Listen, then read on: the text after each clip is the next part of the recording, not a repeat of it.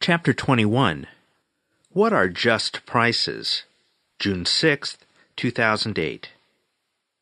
The kingdom of heaven is like a treasure hidden in the field, which a man found and hid again. And from joy over it, he goes and sells all that he has and buys that field. Matthew 13:44. We all have strange and contradictory wishes concerning what prices should be. We are outraged at what is happening to the price of gas and food. We don't think they should go up. In real terms, we want them to fall, and they have fallen in the last decade and a half. That's a good thing, right? That's how the world should work. But housing? Now, that's a different matter. When the prices fall, people freak out. It's like the end of the world. How is it possible that my own home would fall in price? That's not the way the world should work. Everyone knows that house prices are supposed to go up, up, up all the time, without fail, until the end of time. Same with stocks. We want to open the web page that lists our portfolios and see the prices higher and higher all the time. When they fall, we flip out and demand justice. But let's stop and think about how peculiar this is. What kind of theory of the world insists that houses and stocks always go up in price, whereas gas and grain prices always go down? That doesn't really make sense. A price is not set by natural law, nor are price movements intended to follow a preset pattern like the movements of stars. Prices are nothing but exchange ratios, points of agreement between buyer and seller. They reflect many factors, none of them fixed parts of the universe. So why do we expect some to rise and some to fall? It all depends on whether you are in a position of a producer or a consumer. As homeowners, we are in fact producers of our homes. That is to say, we are holding them with the expectation of someday offering them for sale. The same is true of our stocks. We already own them, so of course we want the price to go up. Then we can sell them at a profit. On the other hand, on things we intend to buy, things like gas and grain, we want the price to be as low as possible. We want their prices to fall. That way we save resources. So what's at work here is self-interest. Think of the same situation from the point of view of someone who is a first-time home buyer. Does this person want high prices or low prices? Of course, the answer is obvious. This person wants the lowest price possible, so for this person, this housing bust is not a bust at all. It is a boon. But once this person becomes a homeowner, matters change. Now he wants prices to rise. Now think of the gas station owner. If it didn't affect how much he sold, would this person want prices to rise or fall? Of course, he wants the highest price possible. I recall once dickering with one of those insufferable car salesmen. I had my eye on some car and I said I couldn't afford it. He asked me how much I wanted to pay for this car. I said $0. He looked at me like I was crazy, but I was only telling the truth. I added that I know how much he wanted me to pay, $1 trillion. And he reluctantly agreed. So how do the person who wants to pay $0 and the person who wants to get $1 trillion come to agreement? You find some meeting point in between, the point at which the car is worth more to me than the money I will give for it, and the money I will give for the car is worth more to him than the car. The resulting terms are called the price. It's the same with all markets. We can see that it is perfectly absurd to attempt to fashion national policy around the interests of only one party to an exchange. To try to keep house prices high and rising cheats the first-time buyer. To keep them low cheats the current owner. To keep grain prices high helps grain producers but hurts grain consumers. Some gas companies might like high gas prices, but consumers hate them. On the other hand, gas prices forced lower by dictate might thrill consumers, but producers might end up hurting so much that they shut down. That helps no one. The only real answer here is to let the free market rule, which is another way of saying that people should be free to come to their own agreements about the prices they are willing to pay or accept for this and that. Those points of agreement should be as flexible as human valuation itself.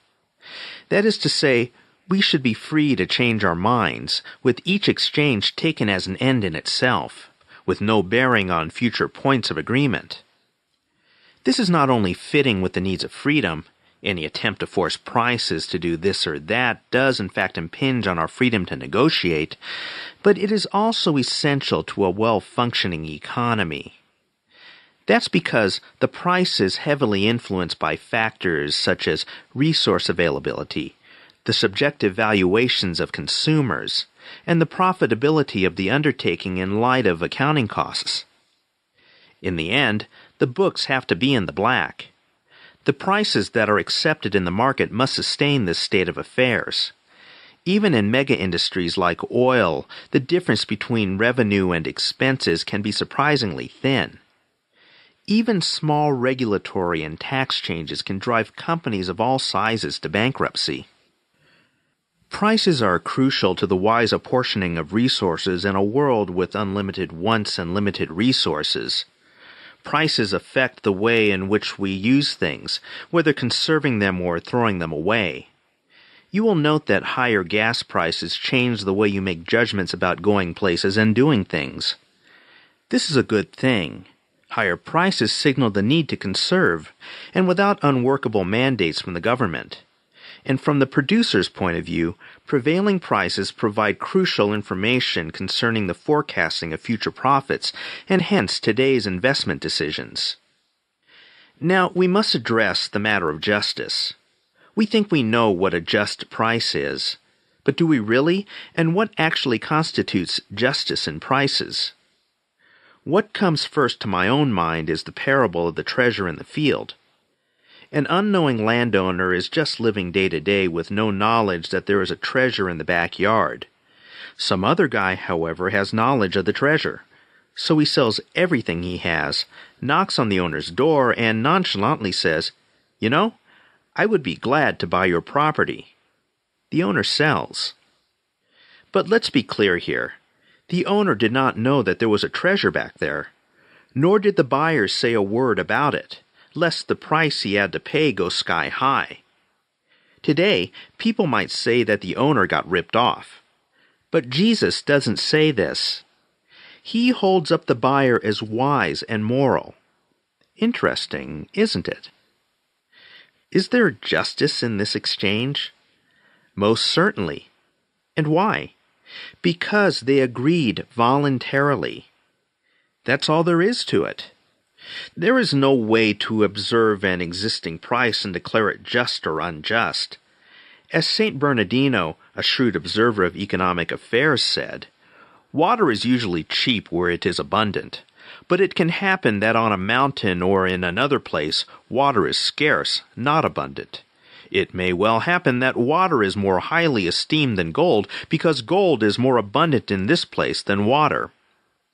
The late scholastics, followers of St. Thomas Aquinas, all agreed that the just price had no fixed position.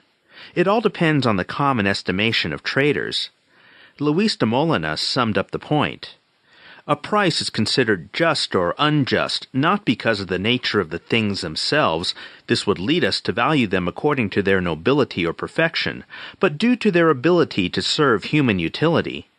But this is the way in which they are appreciated by men. They therefore command a price in the market and in exchanges. For more on the views of the schoolmen on prices, see Faith and Liberty, The Economic Thought of the Late Scholastics, by Alejandro Chofuen. Now, there are ways for a price to become a matter of injustice. It can mask fraud. The prices can result from or be influenced by some act of force, such as price controls or taxation or restrictions on supply and demand. Behind each of these, we find coercion, a body of people who are mandating or restricting in a way that is incompatible with free choice. Arguably, this is not just. We can conclude, then, that to the extent we complain about unjust gasoline prices, we need to look at the restrictions on refineries or exploration or drilling, or examine the role that high gas taxes have in pushing up prices beyond what they would be under conditions of free exchange. And as for those who believe that all prices should move in ways that benefit their own particular economic interests at the expense of everyone else, don't confuse your agenda with a matter of justice. Prevailing prices in a business-based economy are a reflection of cooperative arrangements involving people with free will.